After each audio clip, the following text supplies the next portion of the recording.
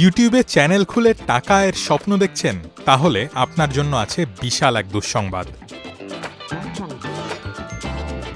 নতুন কন্টেন্ট নির্মাতাদের জন্য বিজ্ঞাপন ও সাবস্ক্রিপশন থেকে আয় করার পথটা আরও কঠিন করে দিল ইউটিউব। 2027 সালের 1 ফেব্রুয়ারি থেকে মনিটাইজেশনের শর্ত বাড়াতে যাচ্ছে গুগল মালিকানাধীন এই স্ট্রিমিং সাইটটি। আগে পার্টনার প্রোগ্রামে যুক্ত হতে 12 মাসে 4000 ঘন্টা ওয়াচ টাইম লাগত। নতুন নিয়মে সেটি 1 লাফে বাড়িয়ে 8000 ঘন্টা করা হয়েছে। তবে 1000 সাবস্ক্রাইবারের পুরনো শর্তটি অপরিবর্তিত থাকছে। আর শর্টসের ক্ষেত্রে অর্থ আয়ের যোগ্য হতে 90 দিনে থাকতে হবে 1 কোটি ভিউ।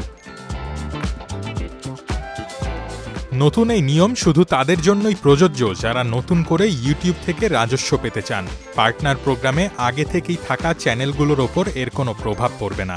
তবে শর্টসের ভিউ যদি সীমার নিচে নেমেও যায়, তাহলেও চ্যানেলটি পার্টনার প্রোগ্রাম থেকে বাদ পড়বে না।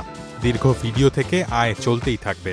পরবর্তীতে শর্টসের ভিউ আবারও 1 কোটি পার হলে স্বয়ংক্রিয়ভাবেই রাজস্ব ভাগাভাগি চালু হয়ে যাবে। ইউটিউব ব্লগের তথ্য অনুযায়ী নির্মাতা অর্থনীতি বড় হওয়ার কারণেই মূলত সক্রিয় নির্মাতাদের আরও কার্যকরভাবে পুরস্কৃত করতে এই পরিবর্তন।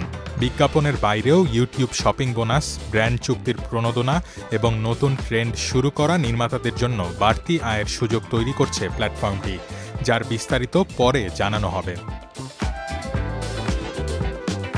বর্তমানে ইউটিউব পার্টনার প্রোগ্রামে 30 লাখেরও বেশি নির্মাতা রয়েছেন। কোম্পানিটির প্রত্যাশা 2026 সালের চেয়ে 2027 সালে নির্মাতাদের আরও বেশি অর্থ দেওয়া সম্ভব হবে। প্রতিদিন প্ল্যাটফর্মটিতে 20,000 কোটির বেশি শর্টস ভিউ হয় এবং টেলিভিশনের পর্দায় 100 কোটি ঘন্টার বেশি ভিডিও দেখা হয়।